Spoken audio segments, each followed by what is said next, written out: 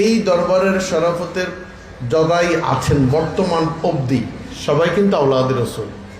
এক সময় লিখিনি আমরা শব্দটা, সৈয়দজাদা শব্দটা লিখিনি, এখন আমরা এহরাম পরা অবস্থায় সামা করি, ঠিক না বেটা? খালি হয়। এটা শুধু আমি সামাতে নয়, মক্কা শরীফে দেখেছি অনেকে শুধু দুই গানে উপরে চাদরটা দিয়ে তারা খালি গায়ে নিন্দা করে, নিন্দা করা স্বভাবে যার, নিন্দা করলে আরে নিন্দা করলে। আমার সামনের এক বন্ধু আমাকে ওই অবস্থা দেখে, খোঁচা খোঁচা দাড়ি, চুলের অবস্থা ঠিক নাই, একজন কলেজ স্টুডেন্ট দেখতে লাগছে কেমন, বলে কি ভাই পরীক্ষা তো কেন তোমার দাদা জানে দিব। কথা বলবো না, শুধু এইটুকু বলবো, এই দরবারখানা একদিন দুই দিনের নয়, এক মাস দুই মাস বা এক বছর দুই বছরের নয়, এটা প্রায় 450 বছরের দরবার। এই দরবার থেকে শরীয়তের প্রচার হয়েছে, আপনারা অনেকেই জানেন, নতুন করে বলার কিছু নেই। আমার বাবাজানরা যারা এসেছেন তারাও কম বেশি সবাই জানেন যে বদলাপাড়াতে একটা দিঘি রয়েছে, মসজিদ রয়েছে। ওই মসজিদ এবং ওই দিঘিটা এখনও আমাদের পূর্বপুরুষ হযরত ওয়ারিস বিল্লাহ রাদিয়াল্লাহু তাআলা আনহুর নাম। তিনি এসে এখানে ইসলাম প্রচার করেছেন। পরবর্তীতে তার মুর্শিদ কেবলা আমাদের সকলেরই আকাবের হযরত দাইমুল্লাহ শাহ রাহমাহুল্লাহু তাআলা আনহুর ঐক্যবদ্ধ রিয়াজত মোরাকাবা মুশাহেদার মাধ্যমে পীরানাপির দস্তগীর মাহবুব সুবহানী আব্দুল কাদের জিলানী রাদিয়াল্লাহু তাআলা আনহুর পবিত্র এই আস্তানা মুবারক সংস্কারের মাধ্যমে এই দরবারের প্রতিষ্ঠিত হয়। এই দরবার প্রতিষ্ঠিত হওয়ার আগেও তাদের অসংখ্য মুরিদান রয়েছিলেন। তারা তখন থেকেই তারা বংশানুক্রমিক আওলাদে রসুলও বটে, পাশাপাশি তারা একজন আরেকজনের হাতে বায়াত পূর্বক তারা তৎকালীন সময় থেকে মুরিদান করে আসছেন, তাদেরকে সঠিক পথ দেখানোর চেষ্টা করে এসছেন। অনেকে প্রশ্ন করে যে আমাকে যখন ছেলেরা আওলাদে হাসনাইন বলে যে তিনি হাসনাইন হলেন কিভাবে? ব্যাক্কেল আওলাদে রসুল মানে হাসনাইন। তুমি আলেম হতে পারো, অত আলেম হতে হওনি, এখন শিখতে হবে।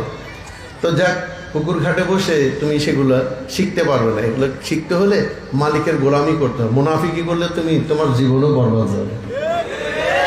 তো হাসনাইন শব্দটা বললেও যে আওলাদে রসুল বললে একই কথা, কারণ আওলাদে রসুল হওয়ার পূর্ব শর্ত হচ্ছে হাসান হোসেনের গোলাম হতে হবে। আপনি যতই বড় আওলাদে রসুল বলেন না কেন, যখনই বলবেন আমি আলীর গদিরকম পছন্দ করি না, আমি ওইটা পছন্দ করি না, তখন আমরা আপনাকে প্রশ্নবোধক চিহ্ন দিয়ে রাখি, আমি আপনাকে পছন্দ করব কি না। আমি সেদিকে যাচ্ছি না। এই দরবারের শরাফতের যারাই আছেন বর্তমান অবধি সবাই কিন্তু আওলাদে রসুল। এক সময় লিখিনি আমরা শব্দটা, সৈয়দজাদা শব্দটা লিখিনি, এখনো লিখতে চাইও না, শুধু কাগজে কলমে লিখে রাখতে চাই। কারণ লিখতে চাই না এই কারণে, সৈয়দ তুল সৈয়দ এখন অভাব, সৈয়দের কোনো অভাব নাই। তাই আমরাও চাচ্ছি না যে গোলেমালে তেলেমালে আমরা ওই সৈয়দের মধ্যে লিপ্ত হয়ে যাই। কিন্তু আমরা কাগজে কলমে যদি আপনি খুঁজে নেন তাহলে দেখবেন সেই বরাইয়াদে আদম লস্কর আসতে 450 বছর আগে, 500 বছর আগে থেকে সেখানে শ্রী, আগে জমানায় শ্রী লিখত, এখনও সেই সৈয়দ শব্দগুলো আমাদের মধ্যে লিপিবদ্ধ রয়েছে। 2 নম্বর, এই শরাফতের প্রতিষ্ঠাতার অগণিত অসংখ্য কারামত দেখার প্রয়োজন নেই। কারামত দেখেন কাফেরেরা, ইয়া রসুল্লাহ চাঁদকে 2 টুকরো করুন, ইয়া রসুল্লাহ খেজুর গাছকে ডাকুন, ইয়া রসুল্লাহ হ্যান করুন, ইয়া রসুল্লাহ ত্যান করুন। আর প্রকৃত গোলামে মুস্তফা যদি কারামত খোঁজে তাইলে সেটা হচ্ছে আপনার ইবাদত, আপনার জিকির, আপনার চলা চরিত্র, আপনার খাওয়া দাওয়া থেকে শুরু করে প্রত্যেকটা বিষয় যখন আপনি চুল ছেঁড়া বিশ্লেষণ করবেন, প্রত্যেকটা কর্মে যখন আপনি মুহাম্মদ রাসূলুল্লাহ তাআলা সাল্লাল্লাহু আলাইহি ওয়াসাল্লামার আদর্শ পেয়ে যাবেন, আপনি নির্দ্বিধায় বলতে পারেন ইনি হক। এটাই হচ্ছে আসল কারামত।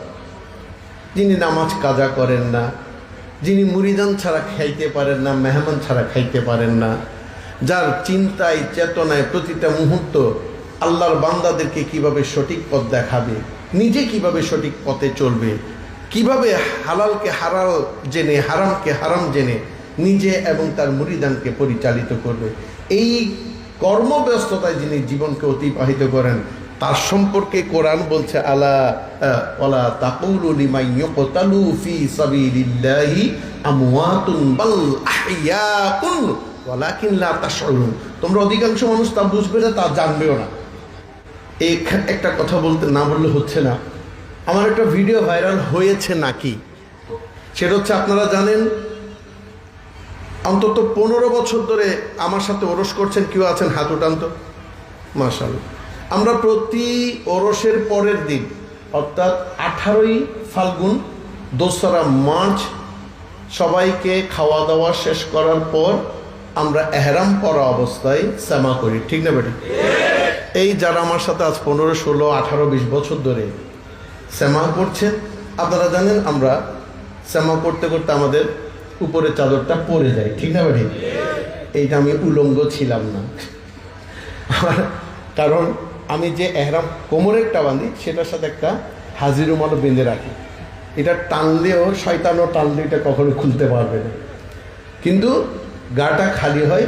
এটা শুধু আমি সেমাতে নয়, মক্কা শরীফে দেখেছি অনেকে শুধু 2 গাড়ে উপরে চাদরটা দিয়ে তারা খালি গায়ে তওয়াফ করেন।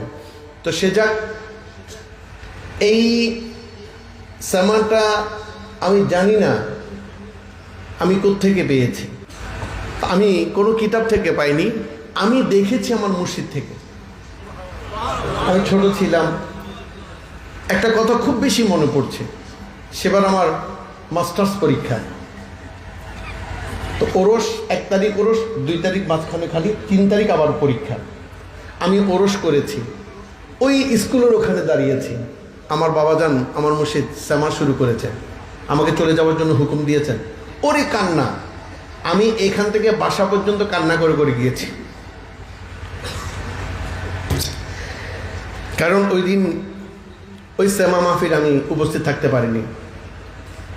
আমার গায়ে সমস্ত ঝোল লেগেছিল, সারা রাত ঘুমাইনি। আপনারা তো জানেন আমাদের বেশ কয়েকদিন ঘুম হয় না। তারপরের দিনও ঘুম থেকে উঠে আমি পরীক্ষা দিতে গিয়েছি ওই ঝোল মাখা পাঞ্জাবিটা পরে, কারণ কাপড় খুঁজে পাচ্ছিলাম। আমার বাসায় কেউ নেই। আমার সাথে আমার একটা হিন্দু বন্ধু ছিল যার নাম রাজকুমার রক্ষিত রাজু, আরেকজন বন্ধু ছিল রূপম দত্ত। তারা এসে আমাকে ঘুম থেকে জাগিয়ে পরীক্ষার ব্যবস্থা করে দিয়েছিলেন। পরীক্ষা গেলাম, আলহামদুলিল্লাহ আমি ভালো করেছি, ভালো লিখেছি। কিন্তু খুব মজার বিষয় আছে, আমার পাশে বা আমার সামনের এক বন্ধু আমাকে ওই অবস্থা দেখে, খোঁচা খোঁচা দাড়ি, চুলের অবস্থা ঠিক নাই, একজন কলেজ স্টুডেন্ট দেখতে লাগছে কেমন, বলে কি ভাই পরীক্ষা তো কেন তোমার দাদা জানে দিব আল্লাহ। একটু কষ্ট পেলে ওই যে বললাম আমি শুকনো জমিনেই হাল চাষ দিয়েছিলাম, তা আমার কোনো কষ্ট নেই। নিন্দুকেরা নিন্দা করে, নিন্দা করা স্বভাবে যার, নিন্দা করলে আরে নিন্দা করলে আমার প্রাণে খোঁজে মাঝে ভান্ডার, দিলে খোঁজে মাঝে ভান্ডার, নিন্দা করলে। আমি লিখতে লিখতে বলছি, আপনারা জানেন যারা অনার্স পরীক্ষা দিয়েছেন মাস্টার্স দিয়ে, তারা কলম তোলার কোনো সুযোগ নেই আসলে। ওখানে বলছি ভাই দাদা যদি হক হন তাহলে অবশ্যই গোসে পাক হক। আমি গোসে পাকের ওরস করে এসেছি, দাদা জানেন নয়। আমি লিখতেই আছি, তুমিও লিখতে থাকো।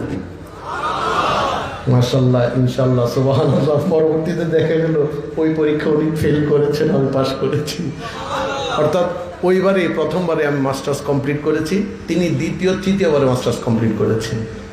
তারা 3 জন একসঙ্গে একই সামনে ছিলাম। সম্মানিত হাজিরিন, এই চেয়ে কি বড় কেরামত আর কিছু আছে? রিভাইজ দিতে পারিনি, কিতাবও দেখিনি। তো যাক, আজ আমাদের আত্মতৃপ্তি, আমাদের অন্তরে প্রশান্তি, মনাবান্ডার দরবার শরীফের আওলাদরা এসেছেন। আমি গুনাহগারকে ভালোবেসে, আমার মনে হয় এইভাবে আরও অনেকে ভালোবাসেন, হয়তো আমি চিনি না, আমি জানি না, কারণ পিছনে তাকানোর সময় সুযোগ আমাকে দেয়নি কেউ, আমার পাশে তখন কেউ ছিল না। আজ অনেককে পেয়েছি ইনশাল্লাহ। এবার দেখবেন আগামীবার স্টেজে আল্লাহ রব্বুল ইজ্জত আরও অনেক আওলাদে ওয়াইস ভান্ডারী, আওলাদে রসুলগণ এখানে এসে আপনাদেরকে আলোকিত করবে। এই দরবার মানুষকে যেমন আলোকিত করে, আমাদেরকে আলোকিত করার জন্য তারাই যথেষ্ট, ঠিক না বলেন? আল্লাহ আমাদেরকে এভাবেই খেদমত করার তৌফিক দান করুক। আমার জন্য দোয়া করবেন, আর আমার কাজ আপনাদের জন্য দোয়া করা।